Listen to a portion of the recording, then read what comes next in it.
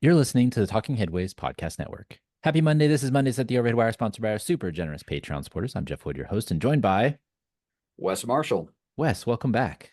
Thanks. Good to be here again. Yeah, so we're gonna dive into something real quick, but I also want to ask you, like, how was you had a long trip, a big trip that you took. How was that? I haven't traveled too much, but this one was Bogota. So I had not actually been to South America. I'd been to some of the islands, been to Mexico, like Cabo, but this is my first time to South America, and it was great. I had it's a long travel day to get there and back, but once you're there, there's a lot of amazing stuff, and you can eat really well for really cheap, which is kind of fun too. So it was a good time. I saw a lot of interesting presentations, met a lot of great people, and learned a lot. And also try to share some of what I know. Hopefully, it helps them out a little bit, but we'll see. Yeah, I mean, it sounds awesome to go there. I'm just always interested in the travel because usually my travel trips have gone like east or west, right? I've gone to China, I've gone to Europe. And so you have time zone changes and all that stuff, but you still have it's a really long distance to get down there, but then your time zone doesn't necessarily, or maybe it's like an hour or two. So I'm wondering how that impacts you because the time zone changes, you can kind of like, when you're going to Europe or when you're going to China, you have to reset your body and all this stuff. But going north south is another interesting kind of different, way of doing things. Oh yeah, no, I'm the same way. I've been, Europe and like Australia, places like that. But here, because I connected through Atlanta, so it's a 2 hour difference from Denver to Atlanta, and then to go back to Bogota, you end up on Central Time. So you end up traveling all day, and you end up, for me, only one time zone away. So it's a little bit weird. And the other strange thing is the people. Maybe this is just what I noticed. Like I had a breakfast scheduled for like 6 a.m. the day I got there, which I thought was pretty early. And I get out there and the streets are just full. There's so many people in Bogota. I think there's 9 million in that city compared to like 6 million in all of Colorado. But still, it feels like they're all out at 5 something a.m. At the same time, whenever something is scheduled, it always starts late. So they're all up super early, but everything starts like a half an hour later than you think it should. It's this weird just combination. just hanging out, just hanging out. Yeah, yeah, Did you it's get to cool ride though. did you get to ride Transmilenio? I did not, but we took a few tours of like some of the station areas, honestly, where there were some pedestrian hotspots where there were a lot of fatalities. And, they were trying to fix it with, these big overpasses that cost millions of dollars and none of the pedestrians are using them. And you can see, the social paths where pedestrians are what they're actually doing. And we're talking about how they need to design for that and how people actually use these places as opposed to these big overpasses. But we got up close and personal with the Transmilenio system, and um, it's amazing how full those buses are. And yeah, I think I joke to my class about how relative capacity is. So when you think of like a full train in Denver, it's nowhere close to like the full trains you see like in Tokyo or Bogota or places like that. So capacity is just a relative phenomenon. And there they seemed so well used. And it's interesting how politically they're seen because I think a lot of people on the far left don't like it because it's connected with Penalosa, who is more on the right. And so there's interesting political dynamics to it all as well. Yeah. But it's a great system. You can see how well it works, and I mean how many people are using it and using it really to get everywhere they need to go. I never understood a crush load until I was on a bus in China and I could basically taste the cinnamon gum that the little kid standing next to me was chewing. But you've seen And those videos where those dudes in the white gloves are pushing yeah, people. in Tokyo, that's crazy. Like Well, you they have think they're gonna pushers. like walk on and be like, "Oh no, come off, wait for the next one," but that's not what they do. They end up like just shoving these people till there is no airspace.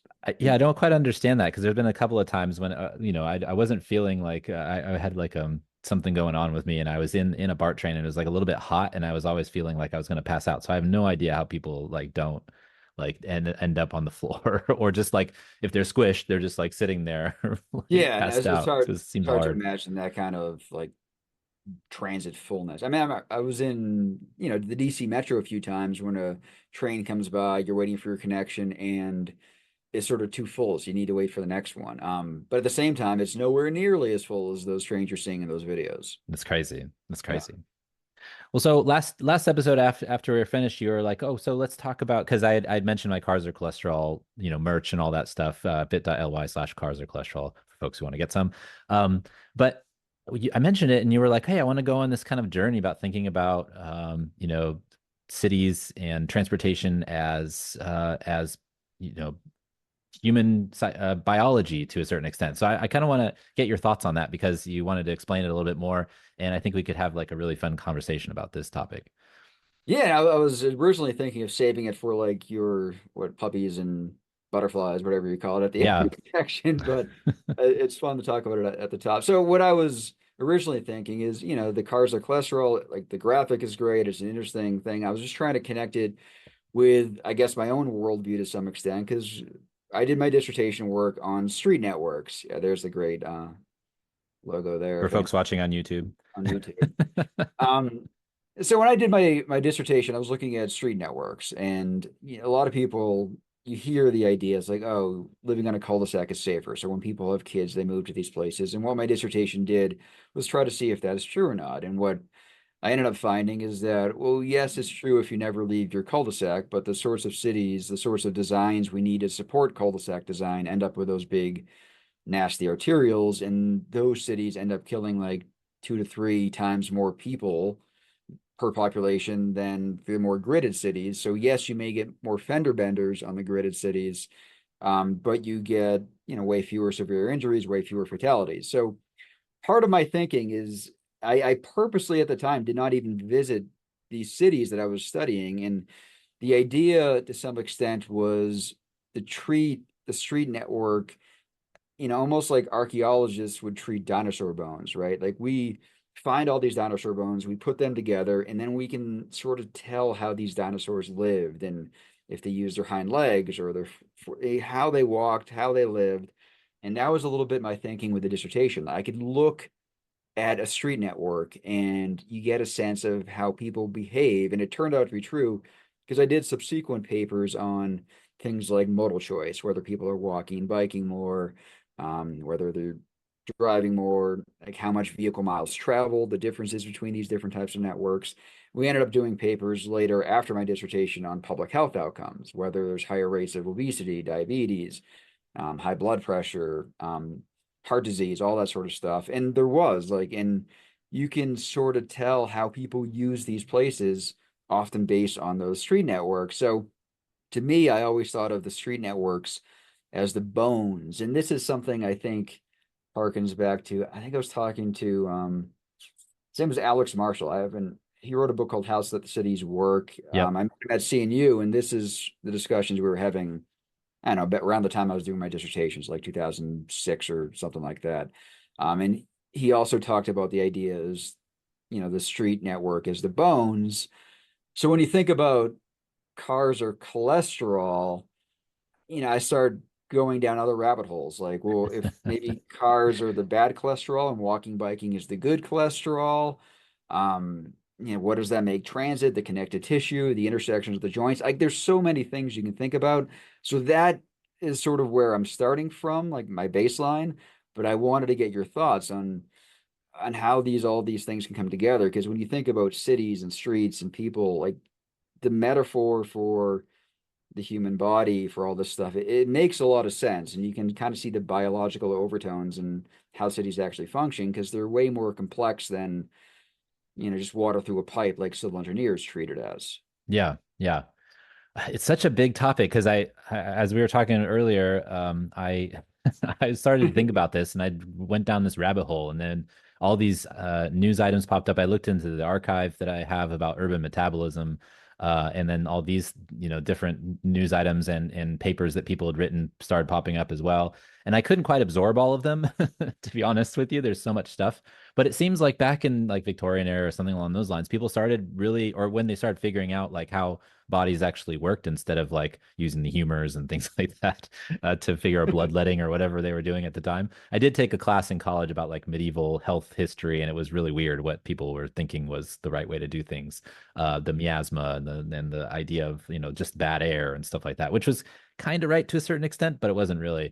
Um, But when people started figuring out how this stuff really works, when cholera and Jon Snow and the maps and all those stuff, people started comparing bodies to cities and started thinking about that stuff. And so I found that really interesting to think about this, like quote unquote urban metabolism, and how we ingest, we extract resources and pull them in and use them and then have waste products that come out as well. And so you think about, the our waste systems and how that matches the different let's see. I have a couple of written down here that I thought about were connected. So the electrical grid, maybe like the nervous system. Drainage and wastewater might be like the excretory system, which is like how we deal with waste in the human body. Public works, transportation, the cardiovascular system, the skeletal system.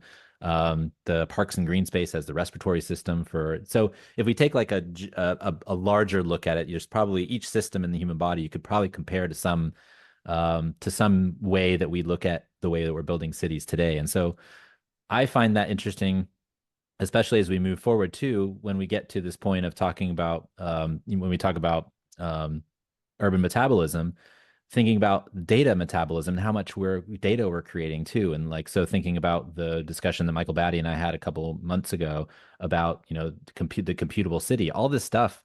We used to look at it like this, you get the census every 10 years and then you do calculations and data analysis and stuff. And now it's like real time. And so we're processing all this information. So I feel like all of that is connected in some sort of way. And so I find that there's probably some way that you could tie them all together, but maybe not exactly on top of each other.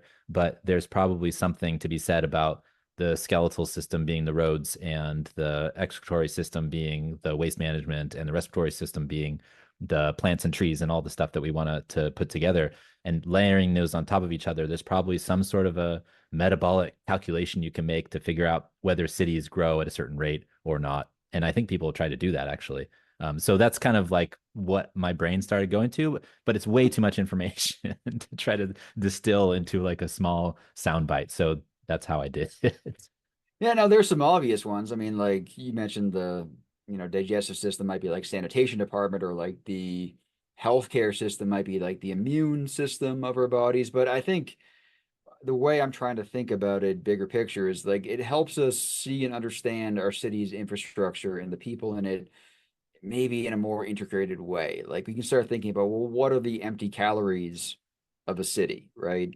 How can we, maybe compare air pollution to smoking? And then, maybe we can start seeing, well, how do we make a city healthier? And, things like fewer cars on the road. I mean, reducing air pollution, reducing commute times, and, start thinking about how we can build a city for that. You also sent that article from Rotterdam, I think it was, Yeah. um, where they talked about trying to put that metabolism stuff in action.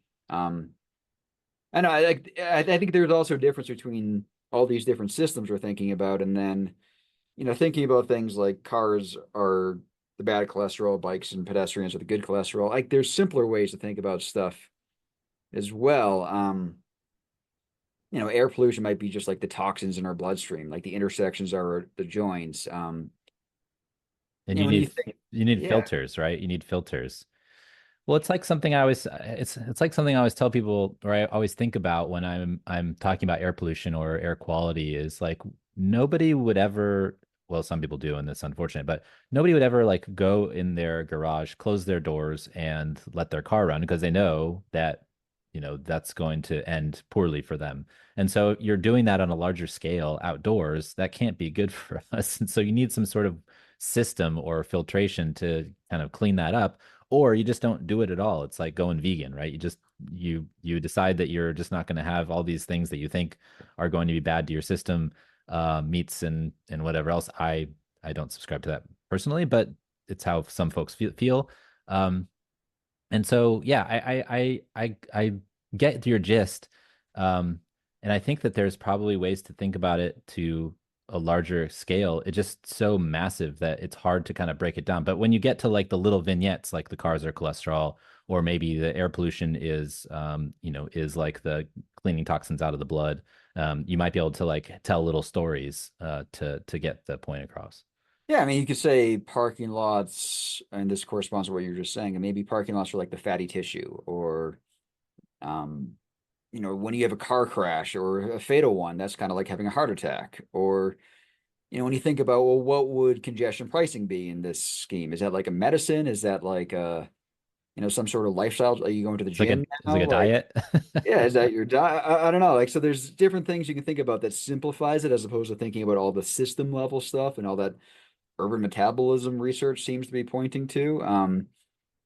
Like who are the surgeons in this? Like, is it the traffic engineers? Is it the transportation planners? Is it, the way the market economy works with housing? I mean, where does housing fit into this? I don't know. There's interesting things you could do in a way that's much more simpler than I think like the initial urban metabolism. Because you're right, that is overwhelming to think about all those different things and how they connect. And I'm sort of thinking about the Parks and Rec show and like, well, what each department is in their in their building. Who's the Ron Swanson, right? Who's That's always the best question. Who's the Ron Who's the Ron Swanson? Well, no, it brings up also like this thing that I've really been struck by over the last several years, which is when we talked to Dr. Mindy Fullilove, she talks about the biopsychosocial model and how there's a biomedical model and the biopsychosocial model. And so when you think about her work in talking about this idea of root shock, moving people away from the places where they grew up and the homes that they lived in, um, you know, a lot of the medical stuff that happens can be predicted ahead of time, or there's a system in place that can help in your time of need that isn't based on the medical system. That's the last resort, right? So you have the doctor's office, you have all the medicines, you have all the things that are like, this is the last resort of things when you're having trouble with your health. But in the meantime, or before that, you have all of these, systems that exist to make you healthier, the built environment that you live in, the transportation that you use, the amount of that you walk or bike, the amount of exercise you get, the social group that you run in. One of the things that I saw, I think it was the Ig Nobels came out, and this one guy had disproved blue zones, right? Blue zones, the idea that you have certain parts of the world that like live longer than the others. And they brought it down to like there's a lot of falsification of records in these places versus other places. So people I are saw getting all that. the benefits of their grandparents or something along those lines. But also the biggest kind of determinant of social determinant of health is your networks, the people that you're around. And so, it's determining that before having a good, social network, having friends and family, having the people around you to, make you not lonely. The loneliness epidemic is a huge thing right now, discussed and especially by the Surgeon General. Those are the things that before you get to the doctor's office, those are the social networks and the things that actually can keep your health going. And so if we think about, urban systems from that perspective, as, you can think about it from in two tiers. You can preventative medicine and then the medical medicine, right? Preventative medicine is all this other stuff, the biopsychosocial model, thinking about your friends networks and all that stuff. And then you have the medicine at the end stage, which is like, okay, I got an infection, I need my penicillin, and that'll make me better. But before that, maybe don't, have a neighborhood where you have to step on thorns all the time, where you might get a cut, right? So thinking about it that way also is interesting to me as well. And I saw the blue zone debunking research too. It seems like it's the places where the government gives out a lot of benefits to like age 65 or plus or something. And those same places often don't have good birth records. So people, when they're like 40, would be like, oh, yeah, I'm 65. Like, give me all those benefits. All of a sudden, when they get to be like 75, they think they're 100, the government does. And that was really interesting. So I Yeah. remember Chuck Marone's book, The Confessions of a Recovering Engineer. He had a short chapter in there, like learning from biology and not physics, like in terms of how we build streets, how we build cities. And one thing I talked about in my book was, yeah, that we need more kind of generalists and not specialists. And I pointed to two of my best grad students weren't civil engineering undergrads like a lot of my other students were. This is just a strange coincidence. Both of them were biology majors as undergrads. Like one had a double major with French and the other had a minor with French literature. And it's just a weird coincidence they both had this, but they were much better than a lot of our typical students at kind of seeing the bigger picture, to understanding that, there are no simple solutions sometimes when it comes to transportation in cities, that there's complex feedback loops. There's things that people that are impacted by things that we do as transportation engineers that transportation engineers never usually think about. So there is some benefit, I think, to thinking about things in the kind of the bigger, more holistic ways, but having that background, like maybe in the biology type things and maybe thinking about these things seems like it doesn't hurt the cause for, I mean, big picture, right? Yeah, no, I think, well, I think the holistic thing is really important. I mean, I've talked about this on the show many times, and we might have talked about this last time, but the idea that you can connect, the environment, cities, urban issues, and urbanism and transportation is really important because all these things are connected. And, I think at our peril, we silo and, try too hard to put things in their boxes. And if we don't think holistically, we'll get these outcomes that we're really not looking for with those bad feedback loops that you were talking about. And so that's really interesting. It's really interesting they were biology, but also interesting they were French majors. And Yeah, I'm not sure why that yeah, turned out to be the case. but also, there's something, French was a main language for a really long time. And so I wonder if there's a lot of historical, manuscripts or books or something like that that they could read that might have some more information of maybe what French speaking folks were thinking about these things a long time ago. I'm always interested, like, I wish I knew Chinese like my wife, because I'm sure that there's tons of like books in some obscure library that has something interesting in it that I probably just couldn't find. But I guess that's part of living one life instead of a million. Yeah, and I mean, it was funny because when I was in Bogota, yeah, everyone's speaking Spanish, and they always had sort of an interpreter with me. And by the way, those people are amazing. Like they're repeating what I'm saying in real time, while also listening to what I'm saying, and like repeating that in a second. It's awesome. It's so awesome. But at the same time, what I had 5 years of high school, like middle school Spanish, and all I can sort of ask for is where the library is. ¿Dónde está la biblioteca? Exactly. We do such a bad job, I think, of teaching foreign languages in this country. It feels like it's better now. Like my daughter's in middle school, and like the way they're doing it is, I don't know, it makes more sense to me than just learning vocab. Yeah, I Same have lots of time, vocab. That then yeah, you you got to spend immerse 5 years yourself. doing it. I can barely have a conversation with somebody when I was in Bogota, right? I can if they're talking slow enough, and I can probably get out a few things, but yeah, if you think about trying to spend 5 years of your life learning, some other language and still ending up where I ended up with Spanish, like you don't have time for that. Like you only have, like you said, one life to live. Yeah, yeah. I don't Oh know, man. Duolingo might be better. I'm not sure. My son's learning some languages on that and is having fun, but I'm not sure. It's a hard thing, and maybe some people's brain wraps around it a lot easier because you hear these people that know like six languages or like, Some people are linguistically talented. I have yeah, my one of our neighbors in Texas could knew like five or six languages, and I guess they were all tied to like a Romance language, but he could speak them all fluently, and it was like, what?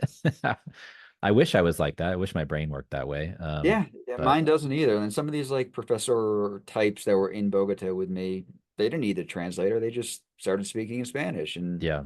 I was like, nope, I sort of need that. What's crazy is if you ever go to like an IUTP conference, which is like the International APTA, right? They have like on the plenaries, at least the one that I went to in Montreal, they have like a whole like side room, and they're all boxes, and they're all translators for different languages. And so you can get earpieces to correspond with the box and the person who's translating in that language. So you have like a French, you have like Spanish, German, Japanese, Italian, whatever it is, like they have somebody and in these like kind of rooms doing the translations for the plenary. And it's really wild, like seeing and I'm sure international conferences are all like you look at the UN, these people have earpieces in, right? They all have translators of some sort, Yeah.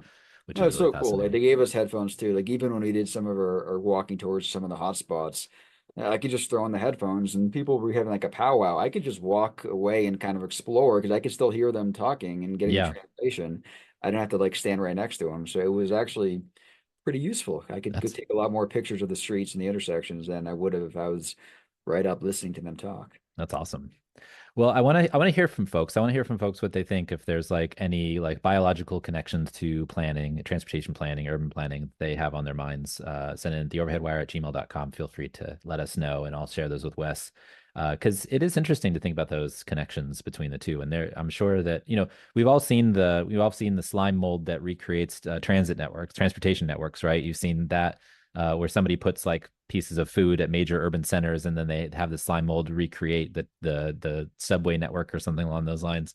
There are connections there. It's really interesting. A friend of mine, Nick Lowndes at UConn, was doing some research on street networks and ants. So, like, sort of letting ants develop their networks and trying to see how that would work as a transportation network. I'm not sure whatever happened to the output of that study, but when he was writing that proposal, I was like, ah, that's interesting. We'll see what happens. Yeah, yeah. Oh my gosh, ants. Don't get me started on ants. Like they count in their head how far they go, and I know people that Do did they? research on that. Yeah, yeah. So, an old friend of mine, basically did this research where they looked at like the distance that ants and how they kind of found their way back and forth between places, and they count because what would happen is, they did this kind of weird experiment where they cut their legs in half, and so they only went halfway. Uh, and back to where they were supposed to be. And so they figured out that they actually count their steps. I'll have to look up the research and see like if I'm remembering it right, but it feels like that's what they did. So people do That's all kinds of weird stuff.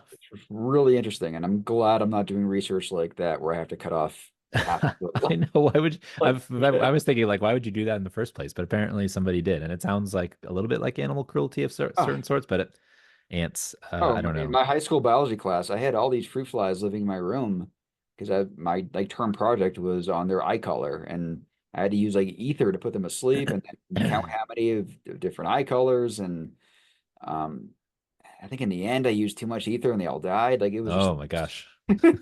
Just don't use the ether on yourself. nah. I'm glad I'm not doing that kind of research. No, no. Well, thanks to everybody who's ordered Bus and Bike scarves. I just put out a call on Threads and Twitter and on Mastodon, showing having a I put up a picture and put up a link. So check that out if you get a chance. Email me at theoverheadwire@gmail.com if you want to get one, or go to theoverheadwire.com. As always, thanks to our Patreon supporters, patreon.com/theoverheadwire. Also, thanks to everybody who's been buying books at the bookshop site, bookshop.org/shop/theoverheadwire. Paul Comfort's book is number one in that domain right now. Folks have been taking that one to home with them, so that's been good. And then also, as we mentioned, Cars Are Cholesterol. Richard Wazensky, who designed that image for us, he is at Dick David Sketches on Instagram. It's Inktober, which is a month where you get a prompt every single day during October, if you're an artist, and you make a drawing. So he does robots, and every day is a different robot that he likes to draw. So go check him out if you get a chance. And we also strongly suggest folks sign up for the newsletter, which is newly improved. We actually just redid our website, and in the newsletter, in addition to the articles, we have the tags underneath each article. So if you're a subscriber, you can click on a tag of a topic you care about and see all of the previous articles on that topic we've ever posted. So check that out if you get a chance. This is episode 160. We're live and in session. And also, before we get to the show, I want to let folks know you can get your podcasts anywhere on iHeartRadio, Spotify, Overcast, Pocket Cast, Apple Podcasts, wherever you find your podcasts. This will also be on YouTube, so check that out if you get a chance. So, the reason why people are here, the news. Uh, I do hope that folks like us chatting and all that stuff because it's fun. But also you all are come here to hear the news and listen to kind of what's going on. So I've got some good news stories for you. Starting off with connecting Texas and Mexico. Officials from Texas and Mexico got together to discuss passenger rail between Austin, San Antonio, and the city of Monterrey in Mexico.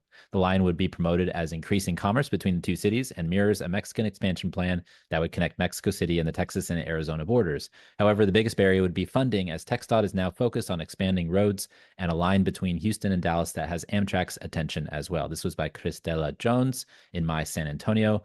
And this is also on the heels of another item that I feel like is connected to this, which is the 60-year anniversary of high-speed rail in Japan. Japan's first high-speed rail line launched 60 years ago between Tokyo and Osaka just before the Olympics, cutting travel time from 7 hours to 4 and ushering in a new era of transportation. And that item is by Justin Curry in The Guardian. So, Wes, what do you think about connecting Texas and Mexico with high-speed rail I mean, or electrified rail, I should say? this would be great, right? I mean, I when I first read this, I thought of it was a I think it was a tweet I saw, but I looked it up and I couldn't find it. But somebody was just starting off with the lyrics to the song "Don't Stop Believing," the Journey song, like small town girl living in a lonely world. she took the midnight train going anywhere, and they wrote like dot dot dot. It's like no, she didn't. Like her options were extremely limited due to our terrible rail network. So she didn't really get to go anywhere. She went probably, to a very limited subset of options. And yeah, I don't know, this would be so cool. And it was interesting to sort of see some of the history of how many rail lines there were at one point. At the same time, you start seeing them immediately jump to, well, we don't have money for this. Like we can't ever fund it. And then when I look up how much money TxDOT has spent on highways, they've just dedicated, I think, like $100 billion to highways over the next Like, decade, yeah, right? 150 billion or something. They're like, this is our So 150 billion dollar plan for highways. Well, yeah, so that you got feels like money. a false argument. They have the money, but they're just sort of not willing to put it towards this. They'd much more rather put it towards highways. So like that hurdle just seems like a false one to me. But yeah, I mean, I feel like it could be a great thing. Like you're from Texas, so I'm curious to hear your thoughts on how it would change like lives down there. It's interesting. I wouldn't have changed my life, honestly, because I was going back and forth between Houston and Austin. But I do think that there's a lot of folks who go back that, they have family in Mexico. There's a lot of trade that happens between Mexico and Texas. Obviously, the largest thing is actually cars. The Mexico builds cars like Volkswagens and stuff, and then they send them over the border to the United States, and sell them. And so there's a big trade, thing going on with that. And so I think that that would be really helpful too. But I think the biggest thing is just kind of connected commerce and connecting people with their families and folks, and even getting people to go over and do some traveling and stuff. I know, when I was younger, I remember going to a soccer tournament, and one of the teams was from Monterrey, and they gave us like one of their little flags, and I still have it. And I was just like, that's so cool. Like the people coming over from Mexico to come to this soccer tournament in Houston somewhere.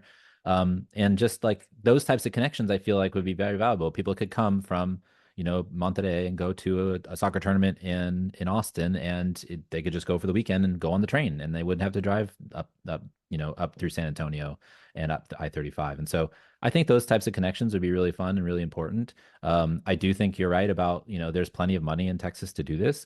And also on the other side of the equation, Mexico is planning to makes these connections from Mexico City to Arizona and Texas and through Monterrey, right? So that's a huge thing that Claudia Sheinbaum, the new president of Mexico, has actually put some focus into. She doesn't. The previous president did a bunch of rail line expansions, the Aztec train and things like that. But most of it was diesel or fuels that wouldn't jive with the new president's climate sensibility. So her idea is to put electrify. Is that a thing? Electrificating, electrifying It's the rail lines. if it's not, it should be. And so she has plans for like 1,800 miles of rail line and going, and seven different lines are in her plan. That I think I linked to it in one of the stories that I wrote for the Overhead Wire.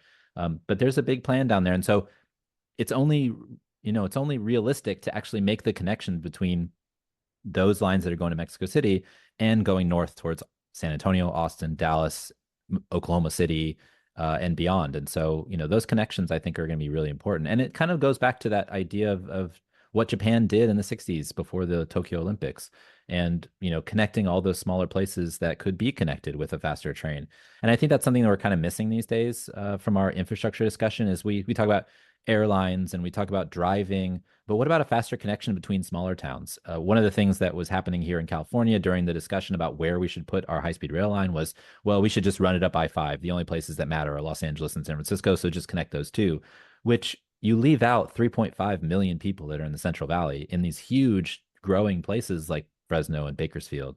And so I think that with all of the stuff that's happening in the manufacturing space, from the CHIPS Act, from the infrastructure bill, from the Inflation Reduction Act, all this investment that's going on in alternative energy.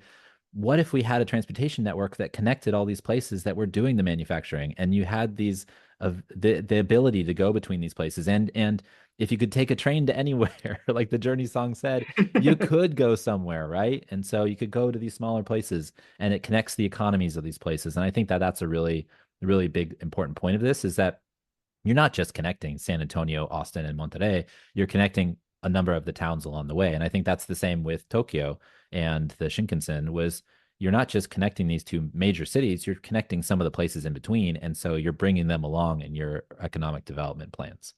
Well, you're not just connecting them. I mean, to some extent, you're changing them. Like people always in the Denver area talk about like a train to the mountains. Like if we could get to, Breckenridge or Vail or, some of those mountain towns on a high-speed rail, it's you're not just connecting it and, replacing the car trips people are doing now. If you can get from a city like Vail or town like Vail to Denver in like less than an hour, you're changing what Vail is and who lives there and how they use that place. And there are examples I've heard of, these high-speed rails between like towns in China that were separated by a mountain that had, what was once a 10-hour drive became a 1-hour drive. But I think I'm also wondering like how, like with that and with this change, how land uses and those changes respond to like in Japan, like before and after the high-speed rail. You might remember this better than I do, but I guess it was back with the Obama administration where they were talking about high-speed rail in like Florida, right? And at the time, I was like, well, that would be cool, but at the same time, all those Florida cities aren't that walkable once you get off the train. Like, what do you do then? Like now it's maybe easier because there's scooters or Uber and Lyft and things like that. But you wouldn't really get the benefits of high-speed rail unless those cities were a little bit different than they were then or even now. So, yeah, I'd be curious how these places change too, not just, you're not just connecting what they are, you're changing what they're going to be. It's interesting because I feel like you're correct, but also I want to say that um, we would more treat these places like mini airports than we would maybe like mini subway stations. And I do think that it's important to have walkability and the ability to get somewhere when you get off the train to, a destination. But also I think that there's something to be said for when you get to a destination, when you fly somewhere, you don't necessarily have a car either. You may rent a car, you may take a taxi, you may get on the bus or whatever it may be, or you might have some friend pick you up from the airport, whatever it may be. But I feel like that's the kind of like interconnected, intermodal thinking that maybe these stations would perpetuate rather than maybe more like a subway. But I do think that they are more useful if you come into a place where you can get to a number of other places without having to have somebody pick you up in a car, for example. So there's like a difference in thinking maybe about like when you arrive somewhere, what does that mean, and how are you going to get somewhere, otherwise. And so, yeah, I do think there's that discussion that needs to happen, and a lot of cities they want to be more walkable. They want to try to make their downtowns and the places that also is another question too. Is like where do you put these stations? Do you put them where they're supposed to be in the downtown, in the place where it is most walkable, or are you trying to get them or be like Bakersfield, which decided to put it far out because it's cheaper and it doesn't bother some people in the downtown area when they're doing construction. There's Eric Idland, friend of of the show, teaches about high speed rail in France and Germany. He had a German Marshall Fund fellowship to go over there and do some research. He talked about these French beet field stations where there's nothing there and people just park their cars and then they drive, they go somewhere else. And so there's not a lot of economic development or development that goes around these beet field stations. But they do serve some sort of a purpose, like a park and ride to a certain extent. But they're not going to be the most bang for your buck in terms of economic development for sure. I would love it if I mean, some of them just went off to the middle of nowhere and started building new towns as opposed to just paralleling our highways. Like at a smaller scale, That's true. the Denver light rail, I think one of the mistakes we made here is we just paralleled a lot of the highways. Like the thinking was, oh, we hope this reduces congestion. And that's really not what transit is for. So it didn't fail because it never reduced congestion, but it's supposed to do something else, right? It's supposed to connect people to opportunities. And that's what it did. It gave people options. It gave people a different way to get around. And like now we're changing them over from park and rides more to TODs or transit oriented communities. At the same time, every single one of those station areas, you're cutting off half of the walkable space with like a highway or like this heavy freight rail. And you would get the same sort of issues if you do this along highways through big cities. Like they're going to end up like park and rides, and it's going to be replacing more airport trips than anything else. Hmm. I don't know. I'd be curious. I mean, the way we built America, a lot of it was just we were just throwing railroads out to like Chicago. All of a sudden, Chicago becomes this big city because of the railroad. And why can't we do that again? Like, why can't we have new cities and start them rather than with a highway, do it with rail? Yeah. No, it's a good point. I feel like there's even though the subways in New York City, right? There's a lot of places that they just built the subway to and it was empty at the time, and now it's like a thriving huge neighborhood. Totally. It's also kind of it goes to that thinking about like what are our investments for, right? Are they for, moving people? Are they for economic development? Are they for both? And what that means overall in terms of where you're trying to site stations. I feel like we have this problem, like you mentioned, where we're always kind of second fiddle to the roads. And in Denver specifically at the tech center, I always wondered why like the line doesn't go underneath the tech center instead of like around on the other side of the highway where you have to walk over this big thing. It would have been hugely beneficial to the property owners there, and connect downtown and the tech center in that way. It is kind of now, but you have to walk across the highway, right? And cold morning, I can't imagine that's very fun. Yeah. So, it's like we're always, like you said, copying where the highway went, but the transit systems that we should be building are the ones where we're creating place and, developing a different way of living. Even my campus, I'm on the Auraria campus in downtown Denver. I can't verify the story, but I've heard it from a few different folks, is that RTD, our transit provider, they offered to put our transit station in the middle of campus. The powers that be of campus at the time said no, like we wanted out on the edge, and that's where our light rail stations are. Like from my office, I have to go to the edge of campus to get to any of them. Same thing happened at one of the malls down one of the southeast or southwest corridors. I don't go to malls very often. I can't remember what the name of the mall was, but apparently the owner of the mall didn't think the type of people that shop in malls would be using transit. So the light rail station is on the far end of the parking lot, like along like the highway or the rail. And in order for someone to get from the rail station to the mall, they have to walk across the entirety of the whole mall parking lot. You know how big mall parking lots are. Yep. But you couldn't even do that at the beginning because there was no connection. So I think the mall owner had to go back later and add a pedestrian bridge or something like that because he finally realized that people that use transit also shop at malls. Yeah. That became Wasn't there also evident. like wasn't there also like a medical center up that connects like the airport line goes like this and then there's a line that comes like this and then there's like a medical center and they made them go around or made them, It's kind of part of my university. So the yeah. Andrews Medical Campus is part of CU Denver. It's on the other side of where I live. And for that one, they were actually worried about the train shaking some, high medical equipment that is very precise, right? If the train is shaking the ground, like it might mess up some of the things they're doing. So they put that one sort of on the edge of it as well. And there's a shuttle that brings people back from that train station to where they're going, but also parking is free in a lot of those areas. So it doesn't, a lot of people, it doesn't really make sense to use the transit Yeah. there as well. I I feel don't know. like There's, I feel like the University of Minnesota tried to make that same argument with the Green Line too, where they're like, we have some medical equipment or some seismic something we had to measure with millibars and it's not gonna and the train and just put rubber underneath the tracks. You're fine. it seems like a fixable problem to me. Like, so, there's a lot of extra work to move it from where the plan was, and it's not nearly as convenient for people that use it. So, yeah, I didn't really dive into it at the time, but it's, with Yeah. it's a problem that should have been able to be fixed, it feels like. Yeah. Well, hopefully I know that the lines in Mexico will be built. The president has said that that's part of her plan. And then let's see what happens in Texas. I think that, it's interesting that Texas and Mexican, leaders have basically signed a pact to say that they're going to explore this. And so we'll see what actually comes of that. Yeah, I'm excited to see what happens.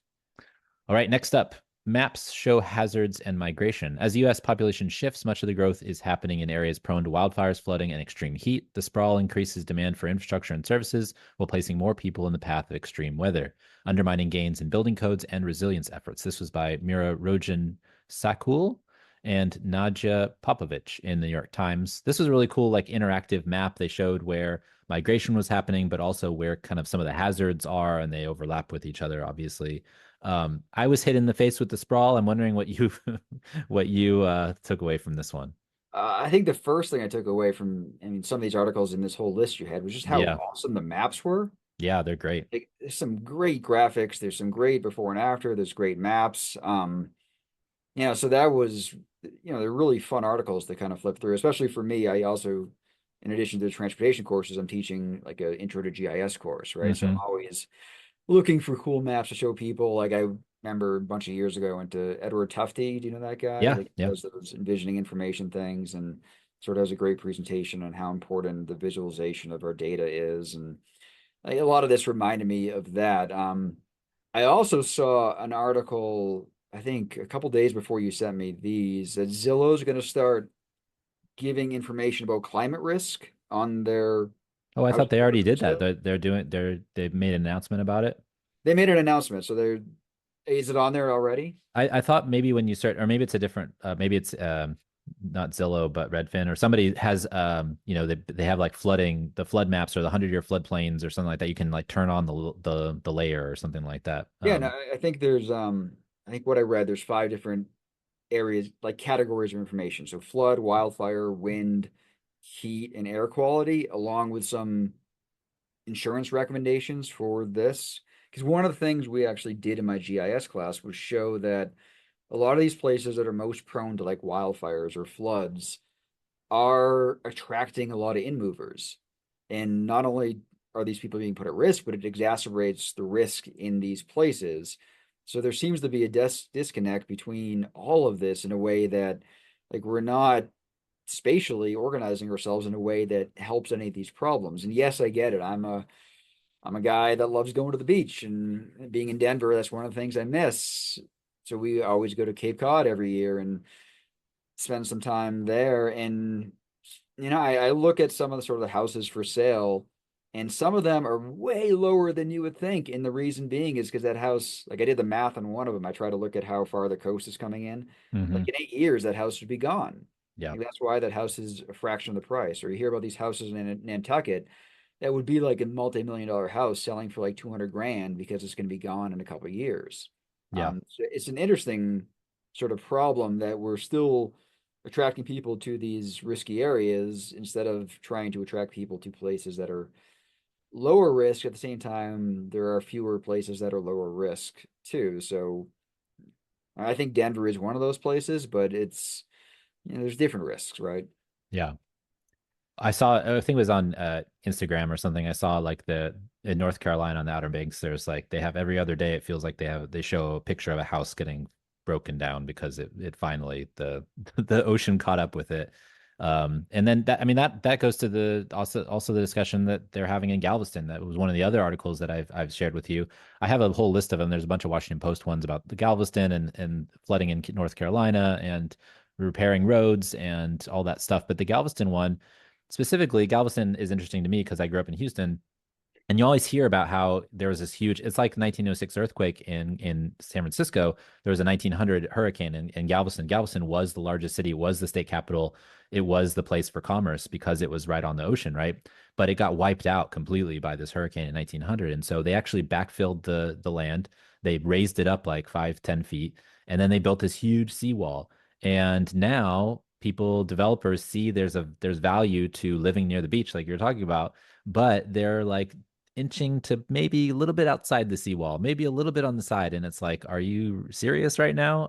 Are you want to build and sell, or you want to buy a condo that's like on the other side of the seawall, just barely, where if there is a hurricane, the storm surge is just going to wipe you out unless you have like your ridiculously, concrete build.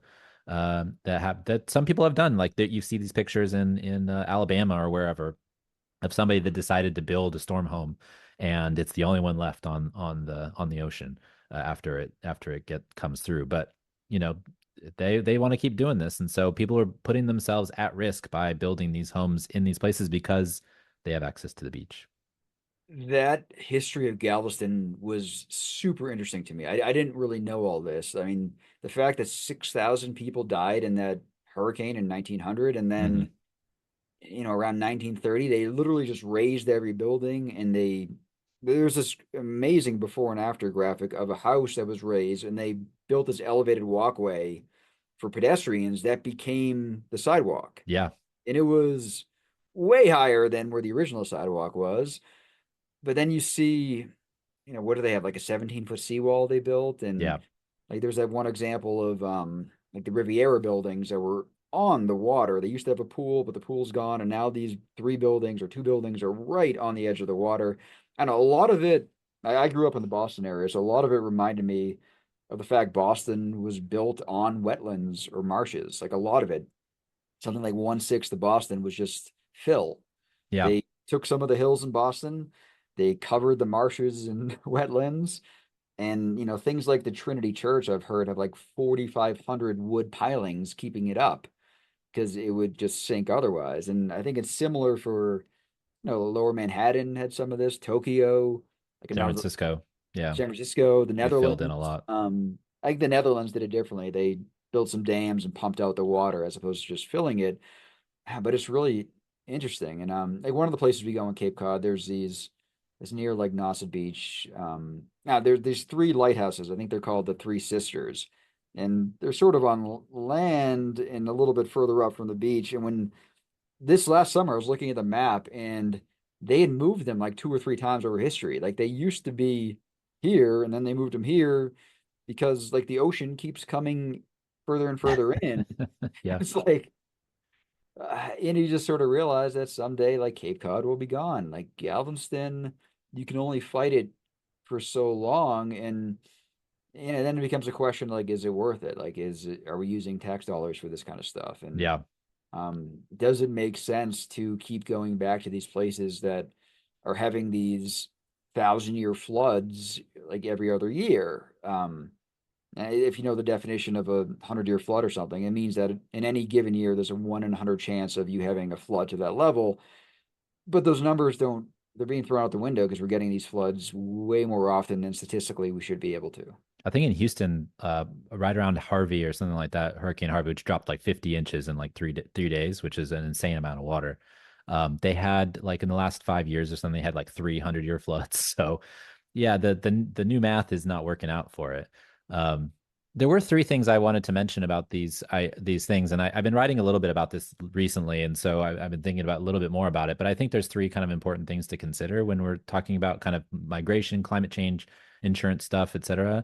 The first thing is like the amount we're sprawling is crazy. The people that are moving from the manufacturing belt, the historic manufacturing belt to the United States, I think people have called it the Rust Belt, but I'm trying to get away from that to a certain extent. But people move from there to the Sun Belt, and basically we've sprawled so much, we're putting more people in harm's way. I think there was in the article they talk about this insurance company, Swiss Re, who's saying like, well, about 10 years ago, 15 years ago, the hurricanes that have came through wouldn't have had as much impact because there wouldn't have been as many people living in the way, right? Yeah. And so you have that issue specifically.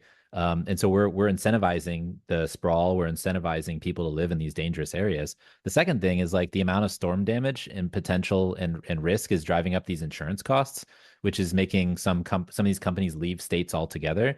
And it creates a situation where the state has to like step up and create its own insurance, like Florida has. But then what that makes happen is like all the state taxpayers are on the hook for these bailouts that come along. And so we actually had David Schleicher on the show, and this I keep coming back to this because I think it's really interesting. But he wrote his book In a Bad State, talking about like bailouts and what they mean for transportation bonds, right? So basically, cities are built on municipal bonds and bond ratings, and so if the state can't back these bonds, and if the U.S. has to bail out too many times, we hit this moral dilemma where can we keep building infrastructure? Can we build climate infrastructure if it's going to cost so much because the bond ratings go down? So there's that impact as well. And the third thing that I thought about was like, there's no such thing as a climate haven, right? We've like this is kind of there's a reckoning coming because of my second point about insurance and how insurance rates are going up, and it's going to cause a lot of people to not be insured.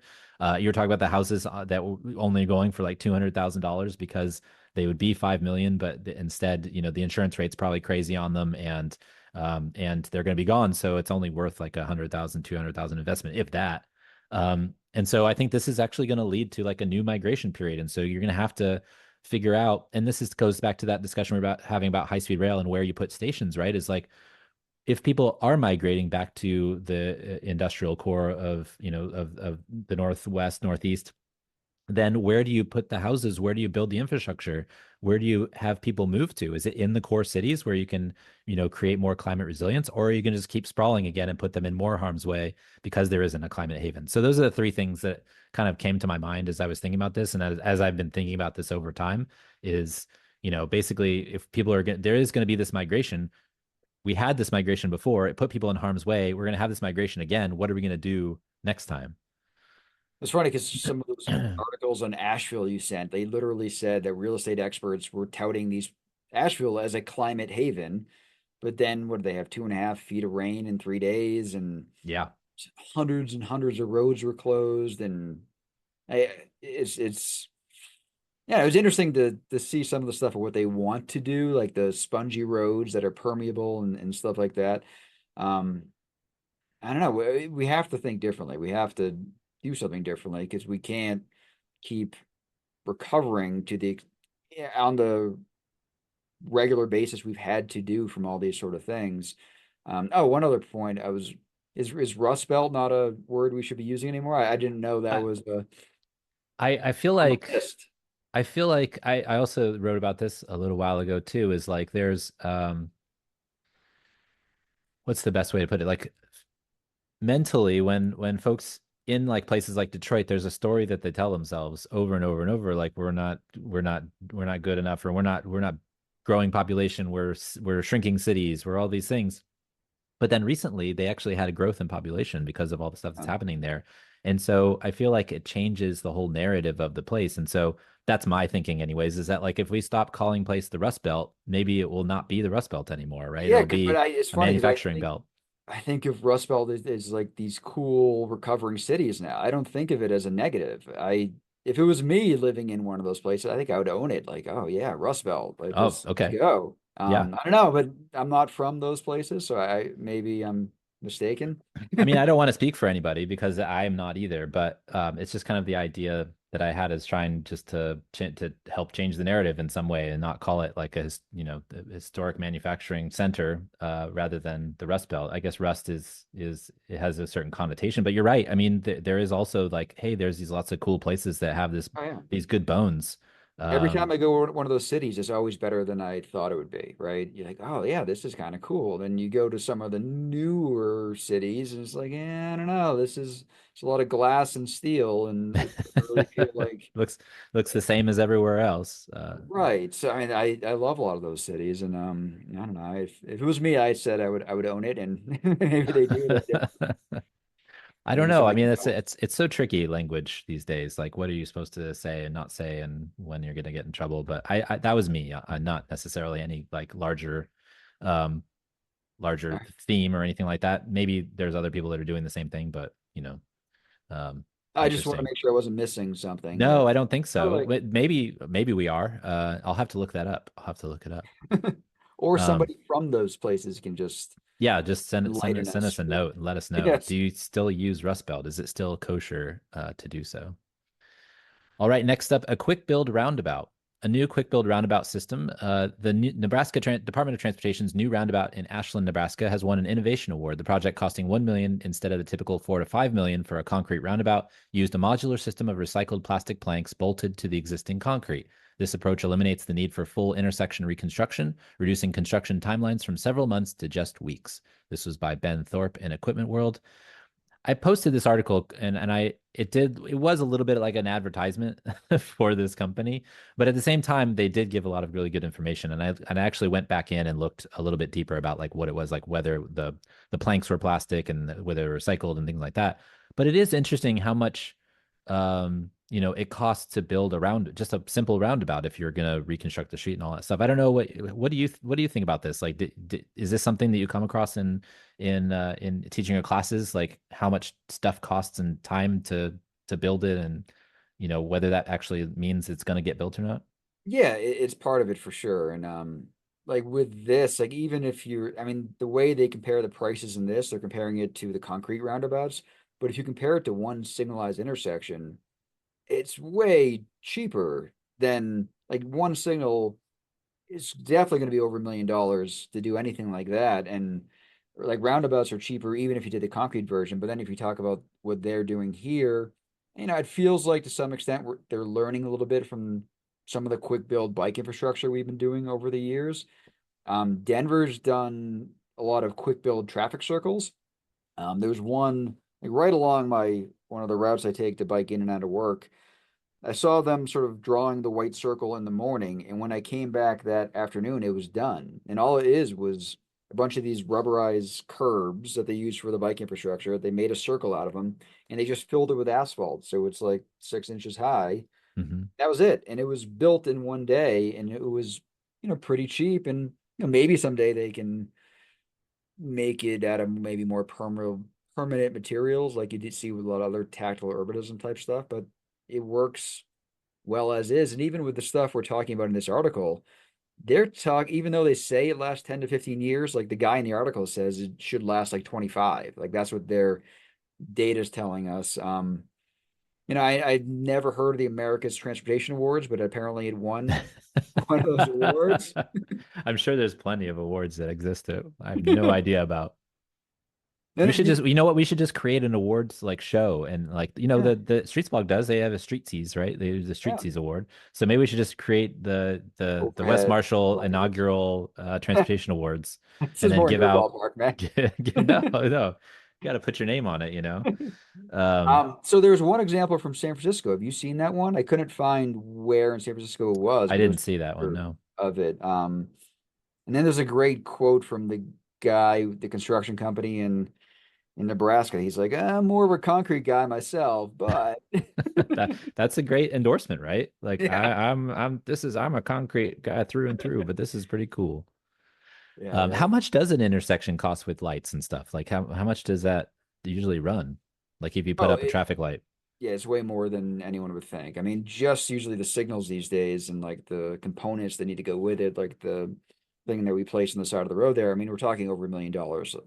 From what I've heard, I'm not in the consultant world anymore, so we're doing it more from teaching students how to do it. But the cost estimates we're doing in class are more, they're rougher than you would do as a consultant, but they're ballparking it, and it's more expensive than you would think. So a roundabout, not only do you defray the cost of some of those initial traffic signal type stuff, but the maintenance is lower. You don't have to retime them and do all that sort of stuff down the line that you do with traffic signals. And at least in Colorado, there's issues with we switched to like LED lights on our traffic signals, and now they don't get warm enough to melt the snow on them.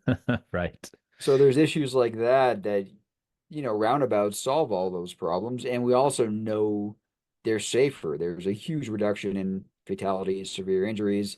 I don't love how a lot of places think they need these 2 or 3 lane roundabouts when they really don't, because those aren't quite as safe. And I think that's a whole nother issue. But a lot of times the 1 lane roundabouts can handle 20,000 cars per day or something like that. So something like that is a smaller footprint, it's cheaper, and they work. There's still some folks that just get mad at roundabouts and they conflate them with rotaries like we have in Massachusetts, or they think they're just too European for us, but we know they're safer and they're also cheaper. So if we were gonna, point out what part of the body a roundabout would be, what would that one be? Oh, well, so if intersections are the joints, Would it be like a hip replacement? I don't know. I mean, because it seems like the roundabout is a more natural way to do it, right? So Yeah. the traffic signal is sort of the robotic elbow or something like that, Yeah. right? It's Yeah. the it's like a half robot cyborg type. Something like that. um, I don't know. I it's don't know. like I just throwing that out there because I was like, oh, well, this is a infrastructure thing. Maybe it fits, or maybe it doesn't. yeah, and then we also have those new like turbo roundabouts that are. Have you heard of those? No, what's that? Um, I think California did their first one. So like the idea is that you have to make a decision as to where you're going before you even pick a lane as you get into the roundabout. Then each lane is very definitive, and oftentimes there's barriers between the lanes, so you don't have people changing lanes within the roundabout. Like if you're in the right lane of the roundabout, you go right. If you're like in the middle lane, you're going to go straight. If you're in the left lane, you're kind of taking a left out of the roundabout. and it's much more structured, and for the big roundabouts, it's oftentimes a better design. So there are some folks I know, like Peter Firth at Northeastern loves these turbo roundabouts. Oh, that's interesting. I never heard of that before, or I've seen one of them. I mean, I was just like on a, where were we? We were in somewhere south on the coast, and we were driving through Paso Robles actually, and there was like this kidney shaped one, and so we Yeah. went the wrong way the first time, but There's one in uh, New Haven that's shaped like a peanut, like the peanut roundabout. like a peanut. Yeah, it seems like there's some there. They're starting to morph from just a plain old circle, and they're getting really adventurous with the shapes. Have you seen, I think it's called the Magic Roundabout. It's somewhere in England where you have this big roundabout in the middle and there's five little ones that Oh yeah, I've seen that. go I've seen like the around it. overhead Oh the man, overhead fish is like crazy. It's like wild, yeah. how do you figure that out? Yeah, and it is, and also there you're on the other side of the road, so it would break a lot of people's brains trying to maneuver through that. Yeah, when I flew into Aberdeen to visit a friend one summer, and we were on the wrong we were going through roundabouts, and then we were on the wrong side of the road, and I was just like, there's no way I could have done this myself. I'm Yeah, when glad. out in Australia, they drive on the other side of the road, and like luckily I biked mostly for the first 4 months, so I got used to it. And the last couple months, we were driving up and down the coast a little bit, so it felt better. If I had done it from the get-go, it would have been tough. Yeah, yeah, it seems like it's tough. All right, next up, rethinking La Rambla. In Barcelona, officials are worried about over-tourism in the form of rowdy bachelor and bachelorette parties and the proliferation of what some see as tacky souvenir shops and restaurants along the iconic street La Rambla. To remedy this, planners will redesign the street with sidewalks widened to 5 meters, 16 feet, and vehicle lanes reduced for internal trips and buses only, while 3 new public squares will be created. The plans don't incorporate a focus on housing and commercial support to bring a more diverse crowd, though some of these features were part of earlier proposals. This was by Ianco Lopez in El País. Um, what do you think? What do you think of this one? Well, there are also some, I guess, tertiary proposals to like ban tourist housing in the whole city by Yeah. like I 5 years think they're from trying to now. get rid of Airbnb and stuff like that, Yeah. right? Yeah. Um, which makes sense. You can see a lot of neighborhoods that have become sort of overrun with Airbnbs, and this feels like one of them. Like when I was looking up more about this street in this part of the city, like there, I found a quote from some Spanish poet saying like he feels like the it's one of the only streets in the world he wishes would never end, which I thought was interesting when I compared to like Colfax in Denver, which I think Actually is never ends. well, it's billed as the longest commercial street in America. Like the Yeah. commercial portion of it is like 26 and a half miles. And for much of it, you kind of wish it would end sooner. It's getting better, but I don't know. I think what they're trying to do is like increase the width of the sidewalks from like 11 and a half to 16 and a half. They're trying to reduce the number of lanes of car traffic. At the same time, it feels a little bit like Denver's pedestrian mall, the 16th Street Mall. People from this area don't really use it. It's a place that tourists go. It's a place that people going to the convention center that are here for conferences go to, partially because it's filled with a lot of kind of chain restaurants, and that's not where people are looking to go. And maybe that's not the case where we're talking about here in Barcelona, but it when I'm reading these articles about it, it feels a little bit like that. And they I talked think about it is, how yeah. the locals never go on the street, they just go across it, which I thought was a really interesting way to describe how the locals use it. Like they never go up and down that street. It's just tourists. Yeah. Yeah, I mean, it was interesting because the article was interesting to me specifically, and it is kind of an example of redesigning a street and thinking about how to kind of change the uses through street design, but also how everything should be connected, right? And the uses that they want or don't want. In the United States, we talk about some of the places like the 16th Street Mall, or even plazas in places like Seattle, where they have this kind of program of trying to get rid of the unwanted elements, the seedier elements of something in order to liven up the place. Um, and in this instance, they want to get rid of the stag and hen do's, which is the British term for bachelorette parties. And also they want to they just don't want the tourism. They want the over tourism. They just want the street to be, more mix of people, which could be solved through housing or solved through some sort of social housing for commercial districts or something. That was what they were thinking. But it's just the thing about it was interesting to me was just like the trying to micromanage the uses or the street design so that you get the type of people that you want to get on a street. And so I'm wondering, like, is that actually even possible? Can you change a place to get the different people? Can you kick out like souvenir shops and kitschy restaurants that have served this clientele on this street for a really long time and seem to be Yeah. continuing to make money off of it? When I was at University of Connecticut, they were building like a new town center for Storrs, Connecticut.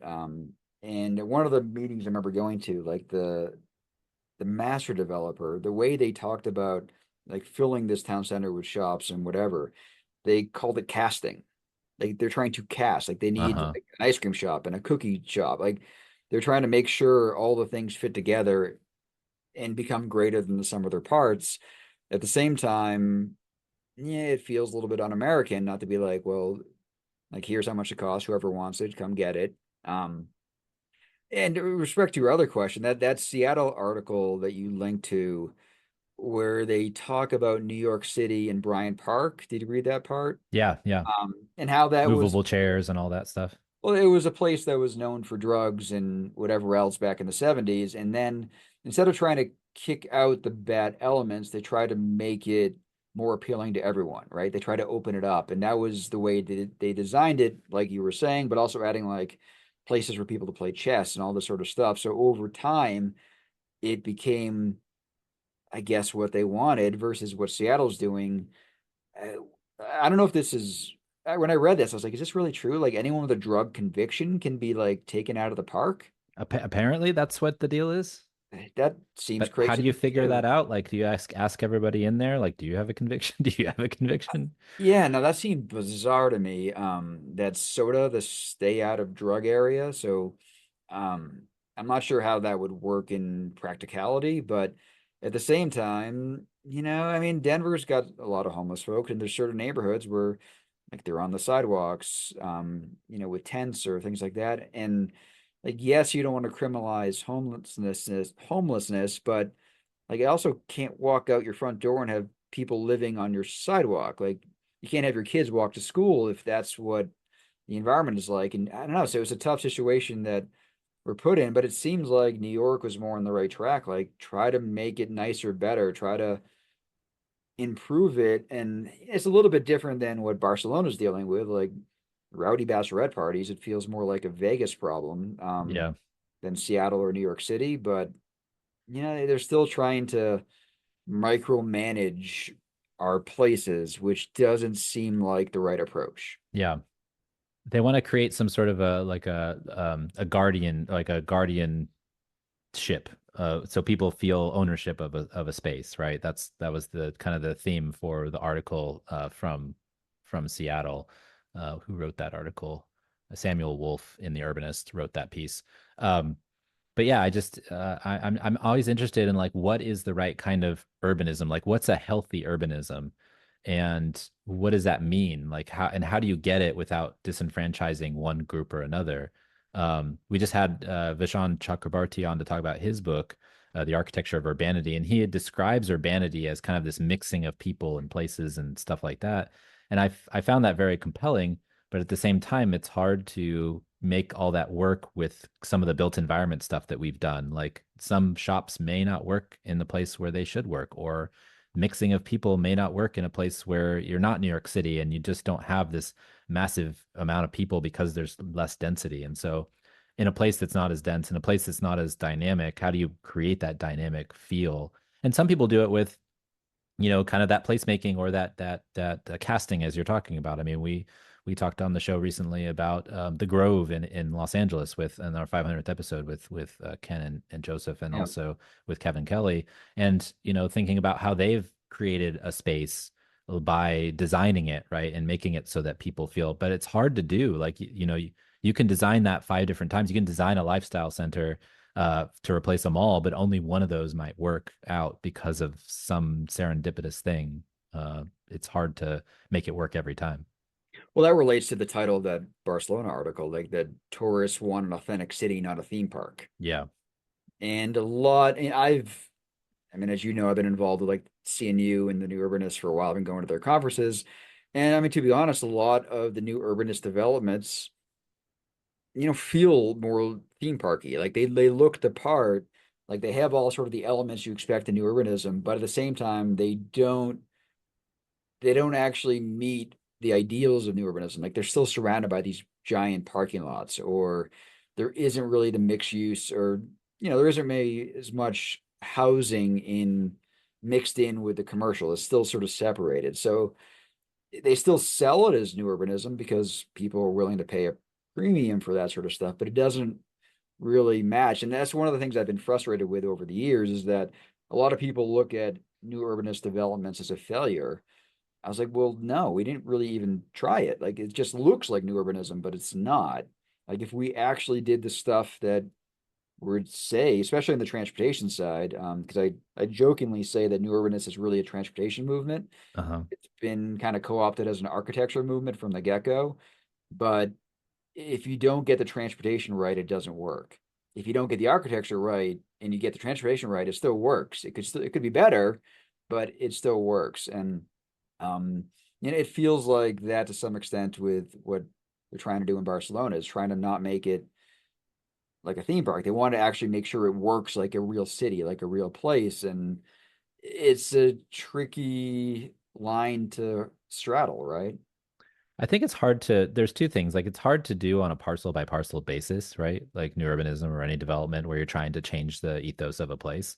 But also if you try to do it in a mass production kind of way as well, like if you're redoing a whole airport, like Stapleton or something, Yeah. like you run the risk of everything kind of feeling and looking the same. And so, without individual developers building every single house differently to a, their own specs or whatever it might be, you have this problem. So it's hard at a parcel level. It's also hard at a mass development level too because of that authenticity. So it's like you have two things colliding from that, in that way. You have more control with the large parcel, but in the smaller parcel, you have so much less control of this things around you that it impacts how that works out in the end. Yeah, so the neighborhood formerly known as Stapleton is where I live, right? So I kind of put my money where my mouth is when I moved here in 2009 and Hmm. bought a house in Stapleton. It's now called the Central Park neighborhood, but that's a whole nother story. Um, well, anyway, like it was, I think it might still be like the biggest urban redevelopment project in the country. So, like a lot of the new urbanist developments are smaller, right? So you don't have like the big bad arterials cutting through them. It's sort of this island of nicety on the edge of it. So, yes, you can walk in and around your neighborhood, but you can't really connect to the greater city because you're cordoned off by like those arterials.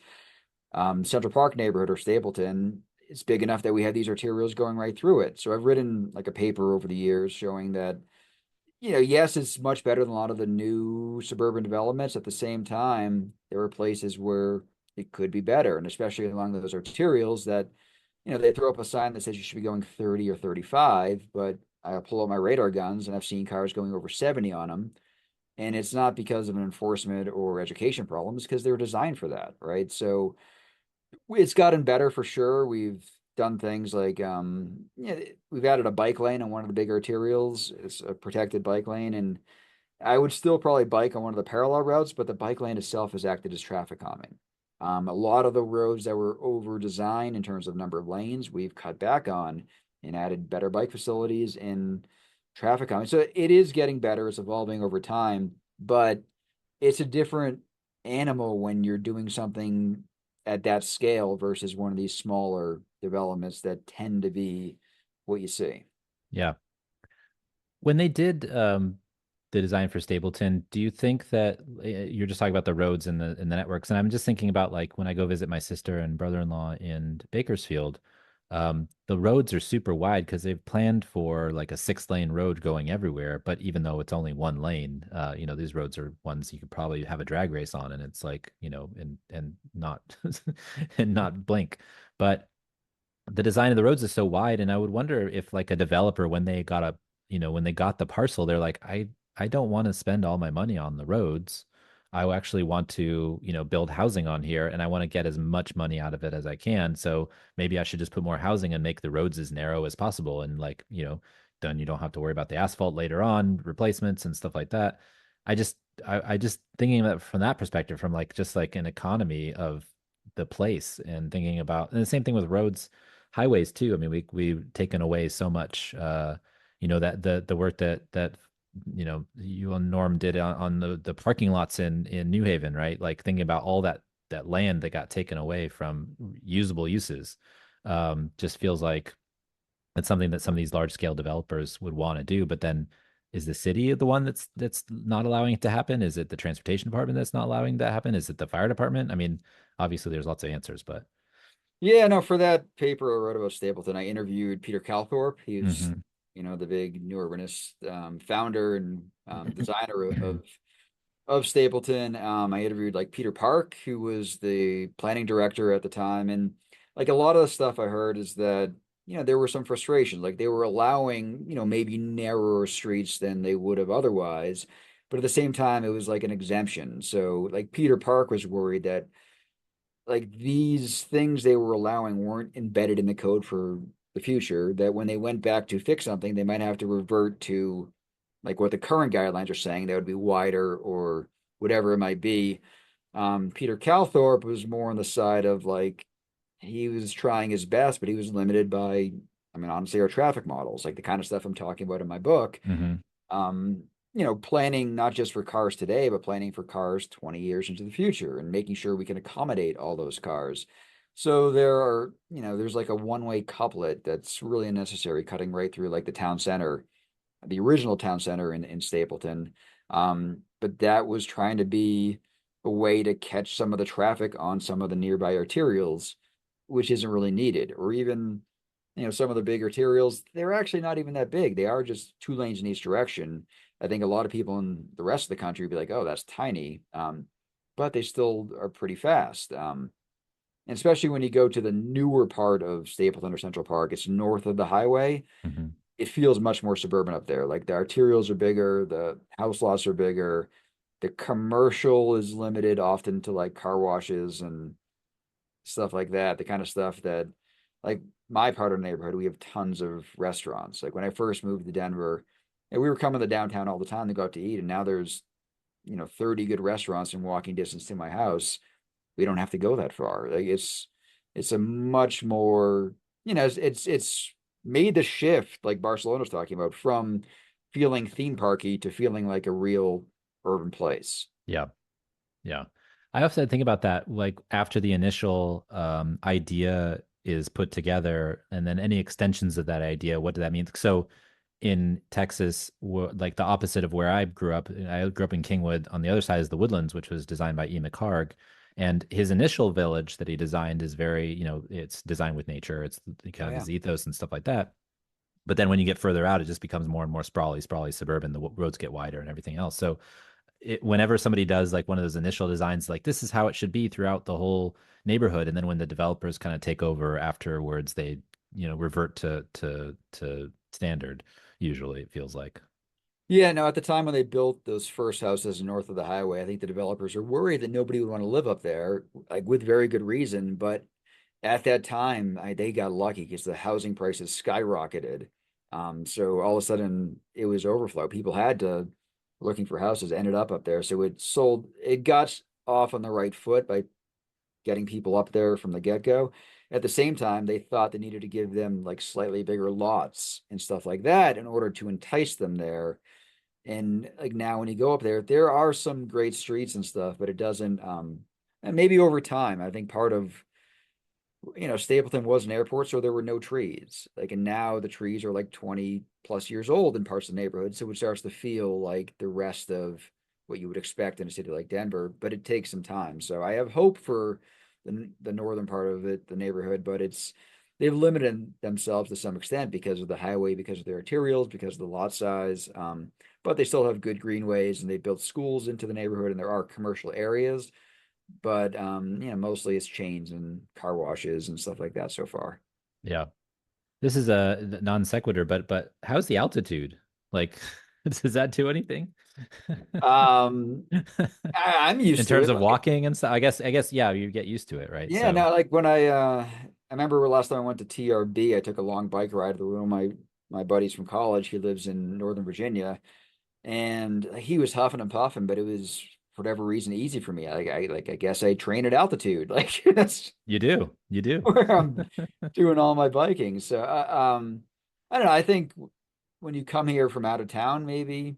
It's harder. Like the only time I ever feel it if I'm up at like 13 or 14,000 feet, right? But even then, it's gotten better over time. Like Bogota, what are they at? They're like eight or They're nine. high, yeah. They're It's high high. too. Yeah. I didn't notice it whatsoever, but I think other people were struggling a bit. Yeah, big picture, I think you just have to hydrate. Like Yeah. that's what I learned over time. Whenever I fly into Denver, I drink way more water than I normally would in the past. Yeah, you And don't realize how much is leaving when you're talking, yeah, especially at that height. So you definitely need to do that. Good tips for going to visit yeah. So Denver. if anyone wants to come visit me, make sure you hydrate. Well, this week and every week, I want to thank our generous Patreon supporters. You guys are awesome. Keep the show going by listening each month. This show and Talking Headways really wouldn't be here without you guys. So thanks very much. And you can support the show by going to patreon.com/the overhead wire. We've had people sign up each month during the last several years, and we appreciate that. So $2 a month will get you some stickers and a handwritten note. I just sent out some letters last week. And then $10 a month will get you one of our scarves. Um, Listener questions and comments. This is part of the show where we talk about listener questions and comments. People are feel free to comment on any of the social sites where the podcast appears. So a couple of weeks ago, we had a episode of the Talking Headways podcast with Cameron Mays of the Franz, which is a transit theme band up in Cleveland, Ohio. And I had a lot of messages from folks giving me transit themed music that they listen to. Do you have any transit themed music that you listen to, Wes? What's the Weird Al song? Another one, Rides the Bus. I mean, that works, right? That works. Um, Uh, yeah, there's a lot of transportation related songs. I mean, the Beatles have a couple, like Drive My Car, Ticket to Ride. But they're yeah. mostly car based, right? Like Little Red Corvette or Fast Car, Lowrider. That's what Cameron was saying is like most of the stuff that out there is like car based and driving Yeah. all that stuff, the Beach Boys and Little Red Corvette, things like that. You got And Magic Bus by The Who. I mean, that's a yeah, so Dale McKeel wrote in. I listened to your interview with Cameron Mays of the Franz today and was trying to think of transit themed rock music. Of course, there's the Magic Bus by The Who, but the first song that came to mind was Down in the Tube Station at Midnight by The Jam, which includes some tube station sounds. Like much of The Jam's music, it paints a gritty picture of life in England in the late 70s and early 80s. The Jam also wrote Planner's Dream Goes Wrong. Not many songs about city planners, and this one doesn't pull any punches. Congrats on 500 episodes. Thanks, Dale, from Durham, North Carolina. And then David Vartanoff, who's a frequent listener of the show in East Bayer, he sent me old record on YouTube of this band called Ambrose, Part 5, or the song called Ambrose Part 5. And it's basically this couple walking through a subway tube and trying not to get run over. it feels like there's fewer songs about like walking, biking, right? I mean, we Yeah. came up with a few transit ones at least, but I mean, there's Queen. I want to ride my bicycle. yeah, There's that's I true. know there's a piebald song about biking. There's that 500 Mile song by the That's Proclaimers. right. I would walk 500 miles. Yeah, yeah, yeah, Um, there's a lot of songs about cities for sure. yeah. And Um, and suburbs, right? Cities and suburbs. There's a bunch of songs, yeah, like but Boston's got some transit, songs. New York's got Empire State of Mind, things like that. Streets of yeah. Philadelphia. But that's why Uh, Cameron's catalog was really great. They had a song about BRT and about riding the bus drivers, all Interesting. weird writers, stuff like that. Everything that people come into contact with. Oh, Walking in Memphis. There's another That's right. walking based song. Walking in Memphis. That Marcone song. Yeah. Yeah. Lots of good stuff. So if anybody has any other suggestions, feel free to write in theoverheadwire@gmail.com. Puppies and Butterflies is part of the show where we talk about something fun, interesting, or maybe it doesn't fit in the other sections. I've mentioned before that I love fall. Fall is here, October. My daughter and I were walking around yesterday and kind of trying to find all the pumpkins and the skeletons and all the stuff in the neighborhoods, and we had a great time. And so I really enjoy that. Wes, do you have a Puppies and Butterflies this week?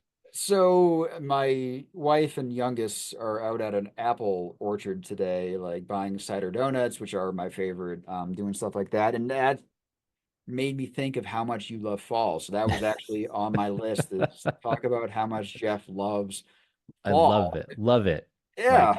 I have all these Instagram like follows that I have that don't matter any other time of the year, but right now, like it's their time and they Where does that come all of it. from? Like, what do you I think? Why do I you don't love know. I fall grew up so in much? Texas. We didn't really have a fall. Right. It was I like love fall too, summer but and winter. also it feels, at least growing up in Boston, it feels like winter is coming. It feels like Game of Thronesy, right? Like, Um, There's something about the fall that makes me happy. And I read an article actually, the decomposing of leaves and stuff actually gives off some sort of a pheromone or something that makes people feel good or cozy. So there's probably a hygge. I think it's hygge. Is that the feeling, the cozy yeah. feeling? The so that comes from that. Also, it's when cross country season was when I was in high school, and so like you smell the fresh cut grass, and in Texas we have cold fronts, and so you go to school in the morning at 70 degrees, you come out in the afternoon and it's like 45 or something, and in Texas that's cold. And so you feel the difference. In October is when that really starts to start happening. And then Halloween. I always loved Halloween when I was a kid. My friends and I used to go trick or treating. I love decorating and stuff. Just like putting up monsters and pumpkins and all that stuff. Can't wait to carve the one that I've got in my kitchen right now. Oh, one of Um, my favorite foods is pumpkin seeds. Like I roast them with olive oil and and salt. salt, yeah, they're good, Oh yeah. right? Yeah, And you could use them. nobody, you can't buy them like that anywhere. Like I buy pumpkin seeds all the time and they're always disappointing. And the ones we make, like my kids are addicted to them. There's so many of them too. If you have enough pumpkins, right? There's Oh, just like I tons buy of them. way too many pumpkins just so I can. It's so much work though. You How got to many carve the pumpkins do you pumpkin. get? Usually like six, Oh, that's good. like big ones. Like Yeah, because I want all the pumpkin seeds, and it's so much work though. You have to, scoop them out, clean them, wash yeah. them. Like roasting them, you do it at a low temperature for like an hour or two. But they're so good. I have to hide some pumpkin seeds from my kids because they'll eat them all if I don't. It's like getting your candy on Halloween. But you hide some candies from the kids, but you Oh hide the yeah, pumpkin I don't seeds. care about the candy. It's just the pumpkin seeds. Just the Like pumpkin seeds. yeah, Well, I but I find that if we carve, so our the front of our house is west facing, so and there's the sun when it goes down, it hits the front door pretty hard, and so if we carve the pumpkin too early, it gets really moldy really quick. So we have to be like very careful about it. I So heard that if you carve from the bottom, like you instead of the shoot a top, hole in the bottom instead of the top, and then you place it down, like it'll last longer. that's a good Because I idea. carve a lot of pumpkins. My wife was sending me pumpkin related new stuff, and that was one of the tricks. Like from the back or bottom, it'll last a lot longer. So I same thing. If we carve it too early, like the squirrels start messing with them, and they rot too quickly, and they have to be thrown away before Halloween. Yeah. But what I was going to try this year is another tip. Try to carve from the bottom or back and see if it works any better. Oh, I'm doing it. What if you did lemon like you do? When you make guacamole, it keeps it from oxidizing. You had the lime in there. I'm I wonder if there's there's something like something that we could too. do like a shellac spray over the.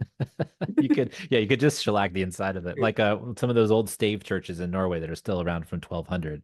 They just Yeah. shellac the hell out of them, and they're still standing. Where's Ron Swanson? Let's ask him. Yeah, exactly. I'm sure he'd know. I know Yes. Ron would know. He's a wood carver. I'm sure he does Right. he's got to do pumpkins in Well, Halloween. whatever he puts on the wood would probably work for the pumpkins. It would Probably like so. seal Probably it so. in. I love it. I love it. Well, Wes, where can folks find you if you wish to be found? Nowhere really. I'm on a lot of podcasts and stuff like this these days. Still doing a lot Awesome. of news related stuff for the book. Doing a lot of speaking engagements. I'll be in Albany at the New York Bike Summit this week. I'll be doing a keynote at the Safe Routes for School conference in Fort Collins next week, and various other places. Going to Austin next month. Going to Connecticut Nice. next month. So I'm traveling too much. It's But it's it's fall. good. That's It's another good. fall thing is like all the conferences are in fall. And I found out why recently is because everybody's in school and nobody's traveling and going vacation. So all of the hotels and stuff are super cheap in like October and November. So that's why all the conferences actually happen during that time, which I think feels that's like why overload. TRB in January in DC. It's like the worst time to visit DC, but I'm always So there in cold. January. It's so cold. But I think hotels are pretty cheap comparatively, and Probably so. Yeah. Right when they after get New together Year. like 15,000 people in one conference, that is a big deal. I guess it adds up. So I gotta get back to TRB. I gotta get back. I've been missing it. I've been missing it. I'll be there this year. I think I have like already 4 talks lined up. So There you go. there you go. There you go. Well, you can find me on Twitter at the Overhead Wire or at theoverheadwire.com, Mastodon over the Overhead Wire, SFBA.social, Instagram and Threads at the Overhead Wire, LinkedIn, wherever you'll find me all over the place. I'm all over the web. Uh, thanks for joining us on Mondays at the Overhead Wire. Thanks to Wes for coming back on the show again. Two shows in a row. We really appreciate that. Uh, we'll have you back on again soon. I hope Yeah. we can get you back on. this is almost 2 hours. This one. I know we've been talking for a long time. I need Yeah. to go eat lunch. All right. All right. Thanks, man. Good talking to you.